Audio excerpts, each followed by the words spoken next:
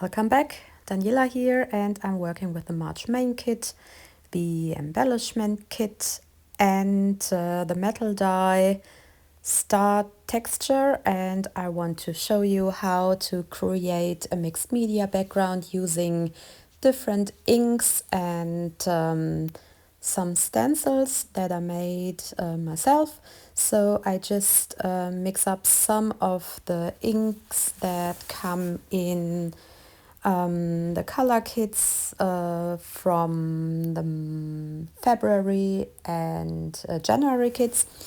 And you see that I just mixed up blue and yellow ink to create or to get different shades of green and blue. And here I just have a leftover from the last layout I did, where I used the Viewmaster metal die, and so I have this circle negative here, which I just used to get some circles on my page, and I apply the color with common makeup sponge, and I add a little bit of ink where I need it. So you can see that this is a quick and easy way to create a mixed media background. Plus, it doesn't get too messy because you just put the color where you want it to be, and yeah, you can also have different shades if you mix up two different inks, and that's what I'm doing here. And in the end, I have 4 different circles in different shades, and I think that these colors match my picture, and yeah, you can just make your own color shades by using different inks, mix them with water, and then apply the color to your layout or to your cardstock. So you see now I have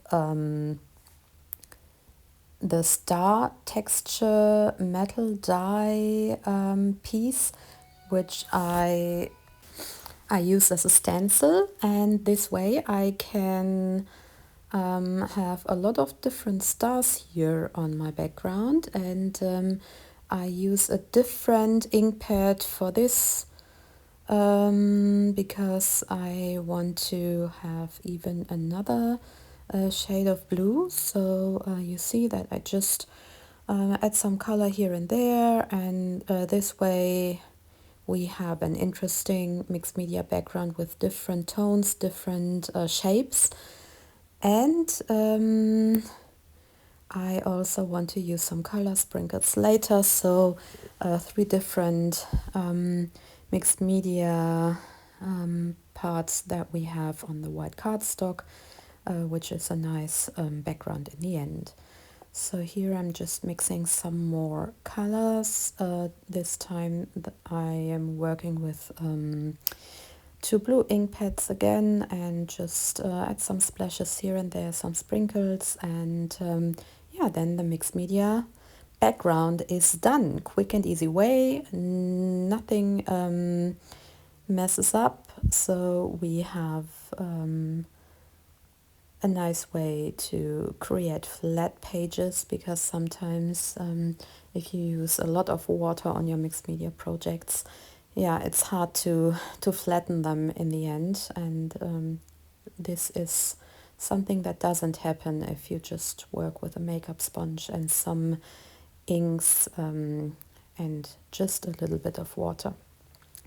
All right, so now I want to use some embellishments. I cut off this tag from one of the papers, which is exactly the same color scheme that we have in the circles that I created,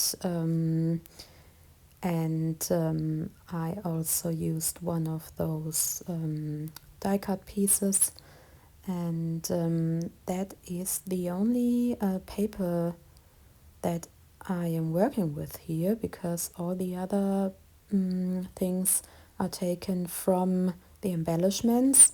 So just this paper tag, then another die cut. And I really want to use one of those big flower die cuts. I love those a lot.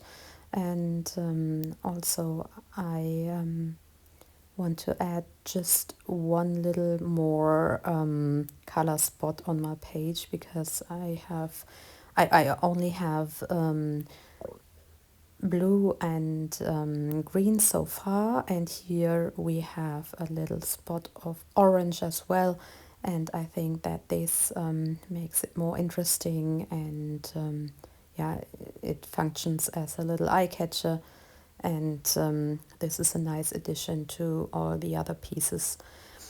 Okay, so now we just add some more embellishments. I want to have the title here from the puffy stickers, and also I want to have another word phrase on top of my picture, which I always make sure that everything is linked somehow, so all the different elements that I put on my page are overlapping here and there.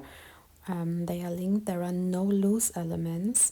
Also here this little chipboard frame from the embellishment kit is a nice addition, because we have another texture, and then I also add some more stickers here and there.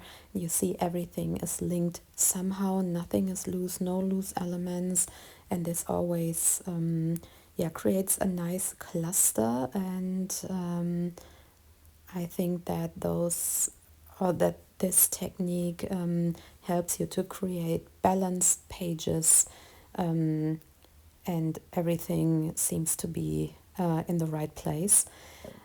Okay, so some shiny spots. I just want to add some of those heart stickers, shiny, and also some glitter. And now in the end I just have to add the journaling and the date, and then I have my finished layout. First of all, I thought I need more paper, but in the end I decided to leave it this way, because you don't always have to use tons of paper on your pages. You can also create